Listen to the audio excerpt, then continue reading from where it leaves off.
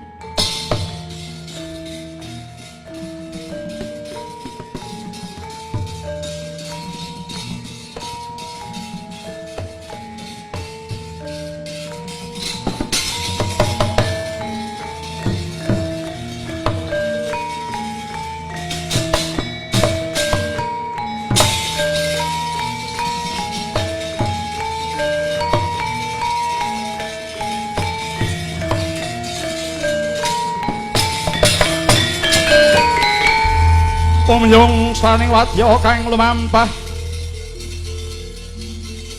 kumpul sajuru-juru watata tancaru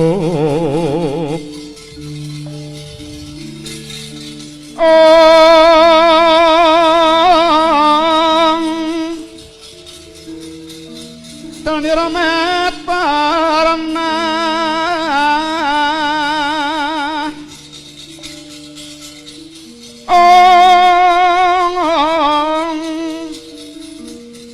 Waca miwang bendeng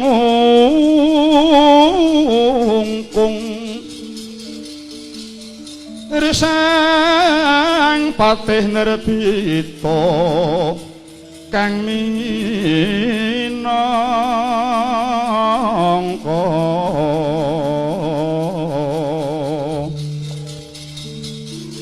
jujuk ing prawadya bala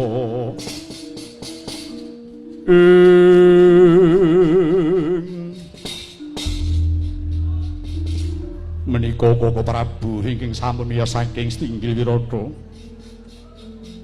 nuwun Koko Prabu daya dari paduka pun Setyaki cumadong dawuh menggah menapa wigatoning pasiwakan Koko Prabu Adi Mas Setyaki wonten dawuh wektu iki pun Kakang nampa pakurmatan kang tanpa pindhan saka para kadang Pandhawa Awit pun Kakang piniji minangka dadi duta pamungkas Prating Praja Ngastina ingkang wigati kinen nanting mungguh kepiye karsaning Kyai Prabu Kurupati kepareng balikake Praja Ngamarta marang Pandhawa apa ora?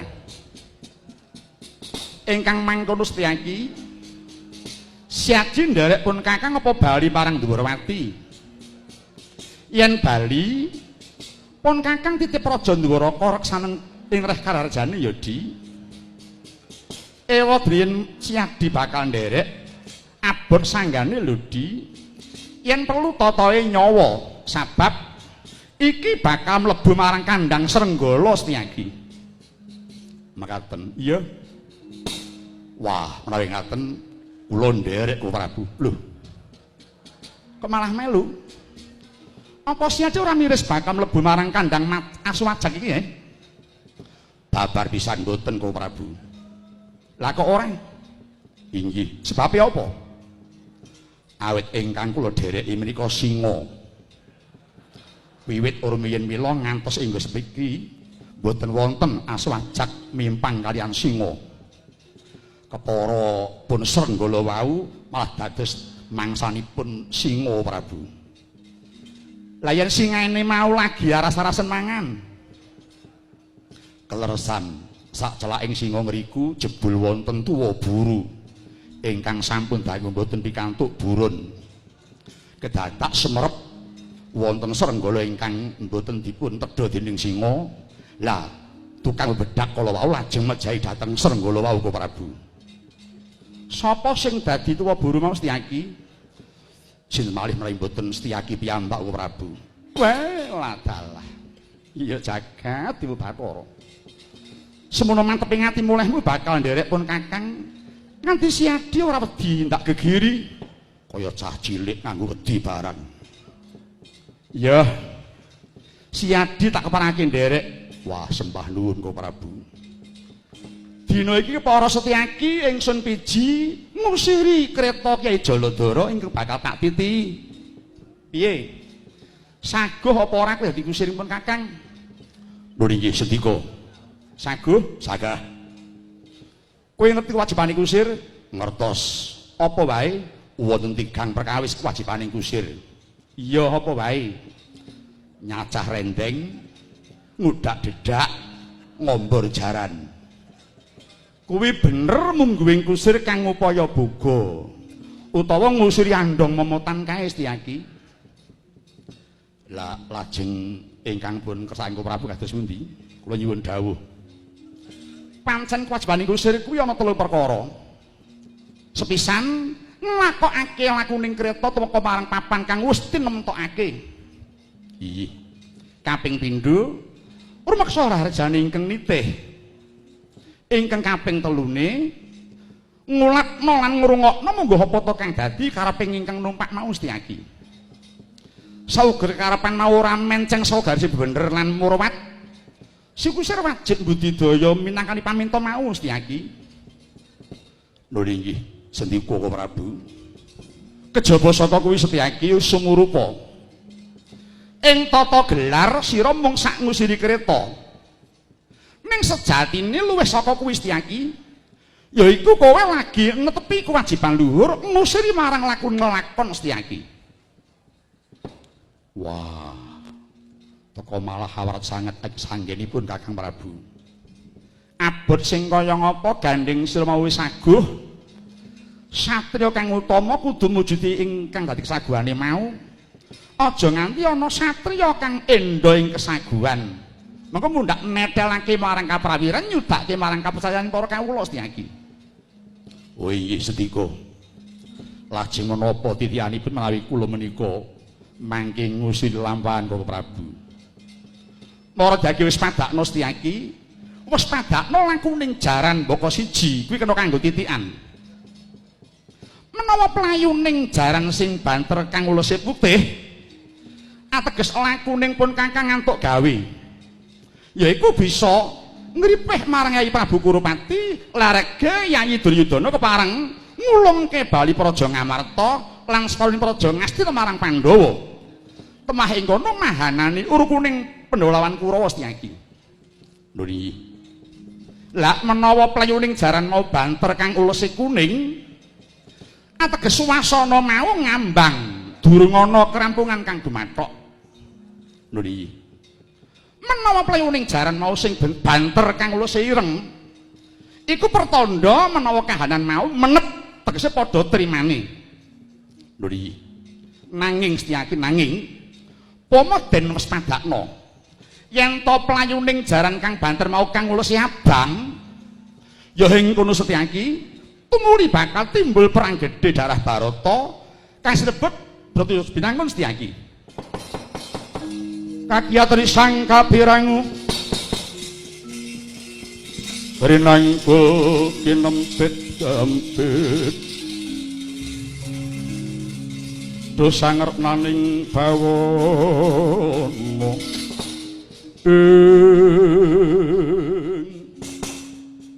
nulinggih Koko Prabu kula mboten badhe suwala jare kula pitados nadyan awar kados menapa saudara tasih celak kalian paduka kajih napa tasih binayungan dening Gusti kang murbeng gesang labet kula tansah sumandhing kalian juru nedhakaken ing lampahing karahayun inggih menika Kakang Prabing Durwati. Ngono lho iya. Yen wis mantep rasane atimu, ayo mriki budal Setyaki. Monggo kula dherekaken Bapak Prabu.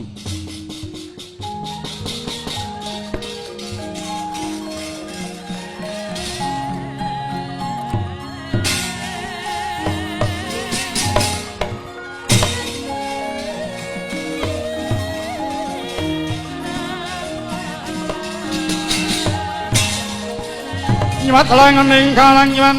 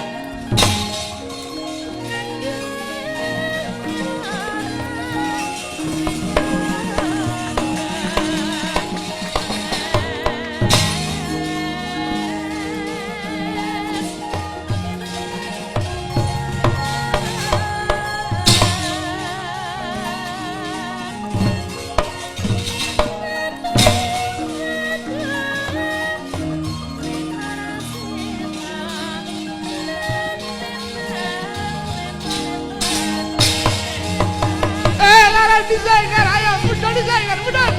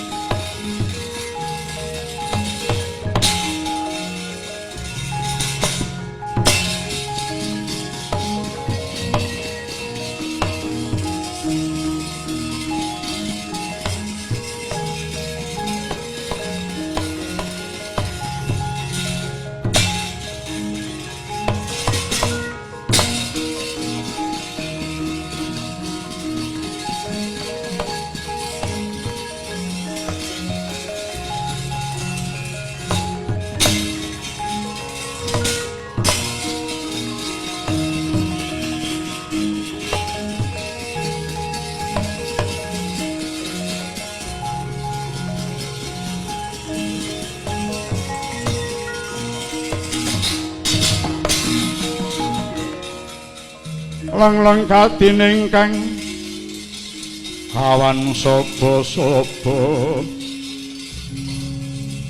niki ngastina samantara tekeng tegal kurun rarya ya Kresna lagunira Parasurama Kanwa Janaka dulur Narada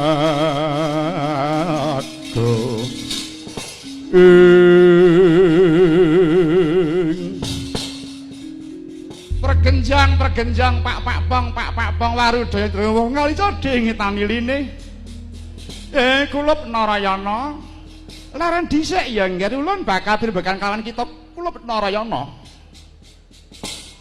pukulun Bathara Antarada sembah kusung kula kunjuk pukulun iya wis ulun tampa nggih Kresna pukulun Bathara Kanwa pukulun Bathara Janaka saha pukulun Bathara Parasusung kula kunjuk pukulun iya wis ulun tampa nggih wis ulun tampa Kresna iya wis tak tampa nggih Kresna nuwun sewu wonten wigatos ingkang pundi dene paduka pukulun hangendhek ing dados lampahing kreta Jaladara tumpakan kula pukulun sumurupa kaki mulane ulun wani ngendhek kang dadi laku kita awit ulun piniji dening Adi Guru kita ngombiongi laku kita kang bakal prating Praja Ngastina nggih Narayana oh ngaten iya Kresna Adi Guru wis pirsa menawa kita kulup dadi pengawak Pandhawa bakal sapatemon kelawan Kurupati ngrembug bab balining Praja Indraprasta marang tanganing Pandhawa.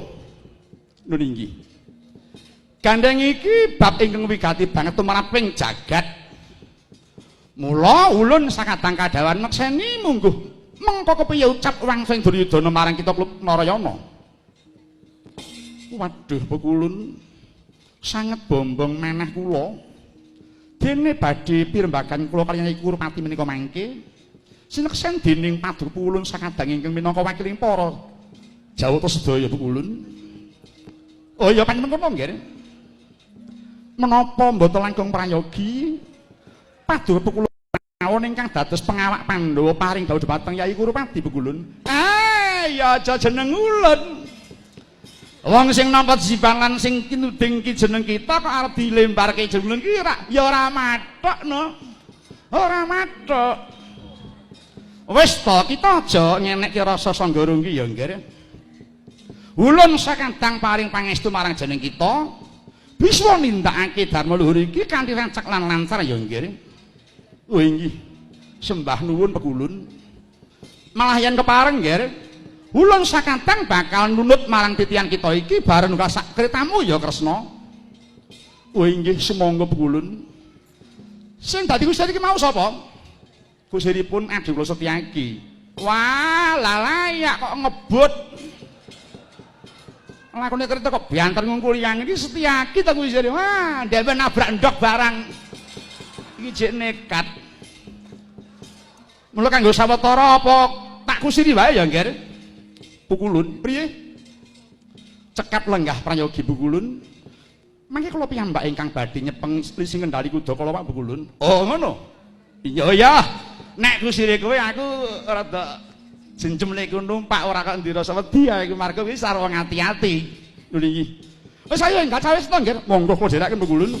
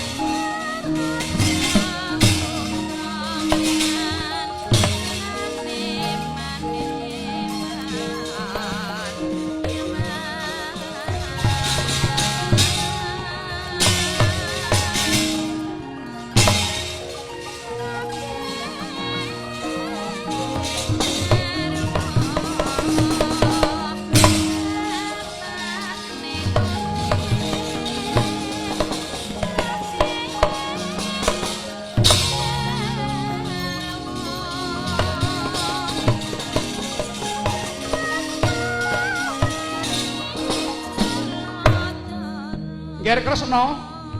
Oh niki wonten dawuh Kulun. Iki wancine saya nglarap nggih. Inggih. Kang Mangkono. Aja kok iki diselang kuning kerta iki ya nggih. Oh inggih Bu Kulun. Mawanti-wanti welingipun Nyai Janaka bilih sampun serap sada kula kedah dhateng panggombakan rumiyin. Arep nyuwun nyang panggombakan. Lho niki. Oh iya. Wis kita saking panggombakan ulun bakal ngenteni dina sesuk pinanggih ning pendopo Ngastina ya nggih. Lho niki sendika Bu Kulun.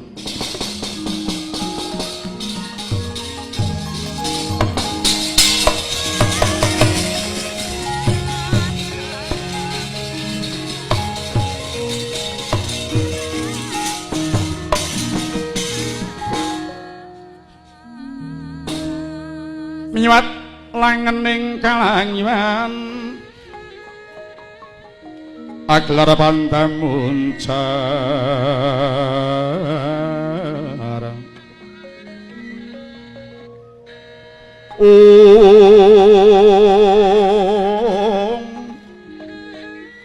tinon lerek kekunang suram sorotetan padang ka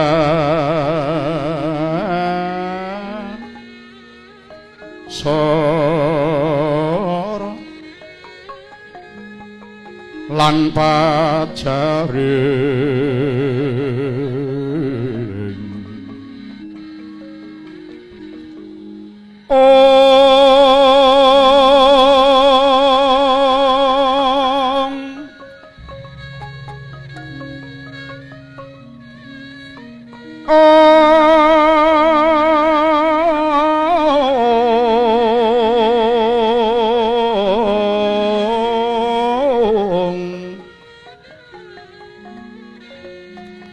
purnaming gegono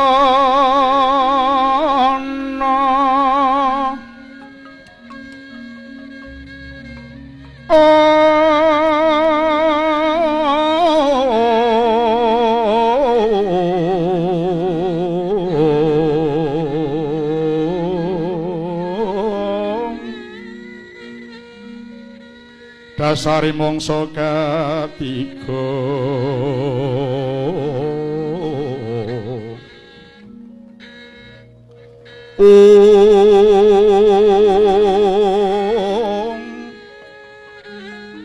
Himohanaweng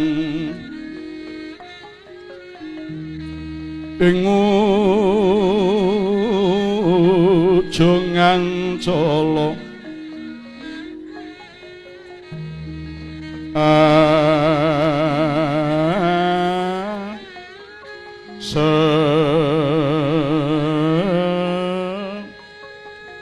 nen karya wigena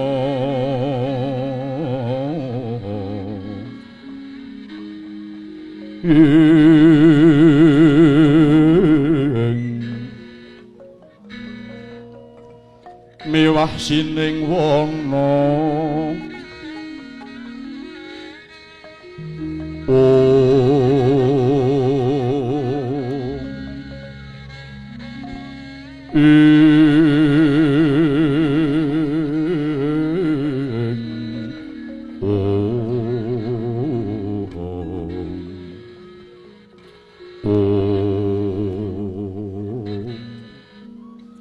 Wreksa gung tinunu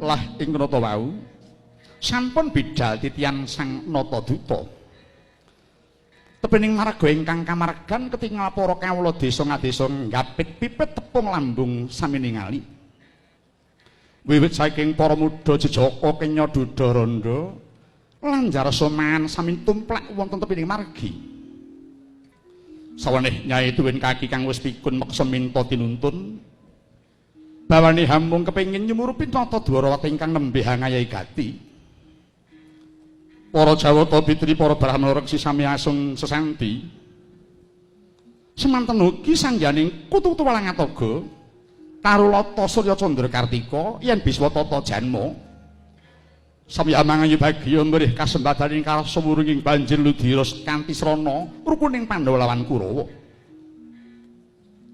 lawa-lawa gumandholaning ngepang ketungkel nggenya kebet-kebet kaya melu susah yen to bisa mus pagine Pandhawa tanana tumut pribadi minta prajanira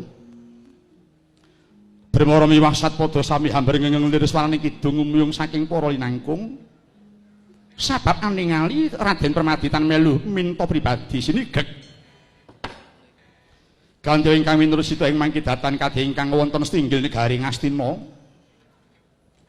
Prabu Duryudana ingkang lenggah ing dampar kencana wus mireng yen to Sang Kresna tumunten inggah prapting Pandapi ora muka Sang Prabamiji sang ya para paran para praja arasuki nanti pangandikan lenggahing Sang Prabu semu mirengaken ing gangsa saking Kayiwangan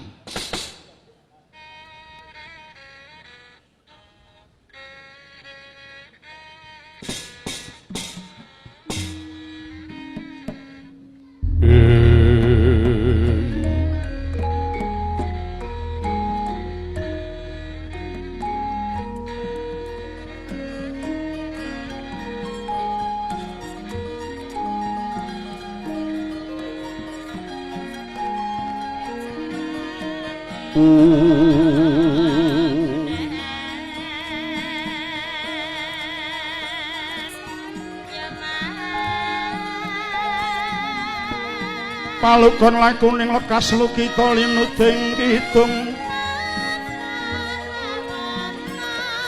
Om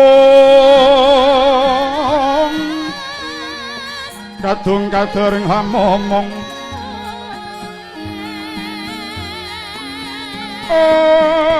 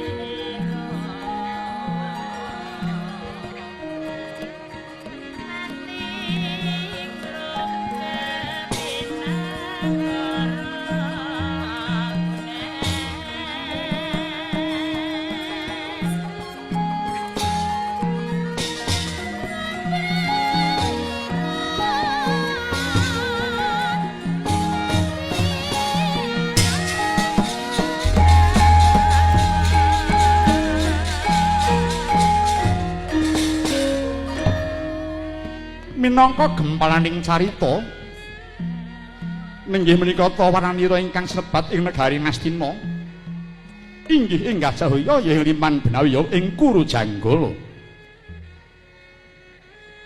Puryaga ngadhapur joglo sinambung wisma pinangun jamur barendeng megar. Saka Guru Sela Perbata telung parangkul gedheni ing ukir gambar si ing naga. Sinangga Pak Gong akik swasa pinindo sireng Sardula. Jaran Mbah Silakaca jujuk binaline jenar katingal gilar-gilar yayah babut kang ginelar. Talundagi Sela Reketa tinunda-tunda cinandhi anjuk ing palataran jembar laju sinambet ing alun-alun. Sedaya wangunan pinayu reksa darlian ingkang usirep pinakit sirapan. Dasar pinajaran damar sewutan pawicalan.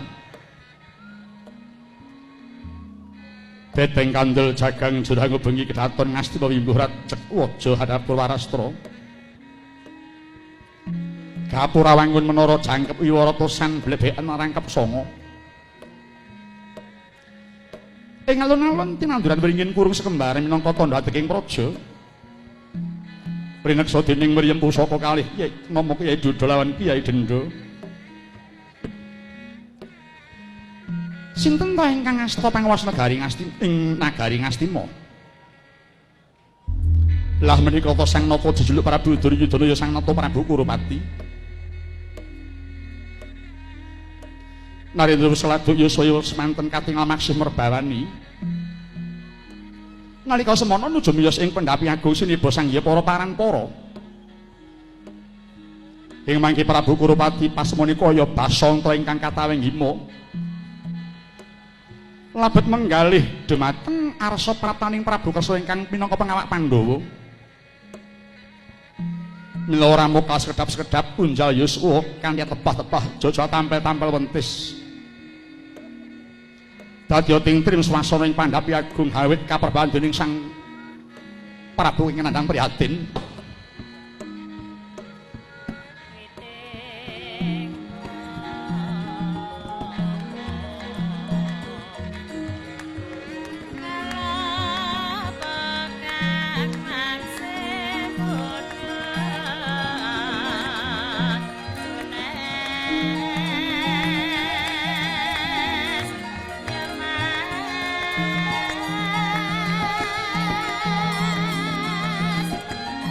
Leng-lenging driya mangun kung kandhuwan rimeng.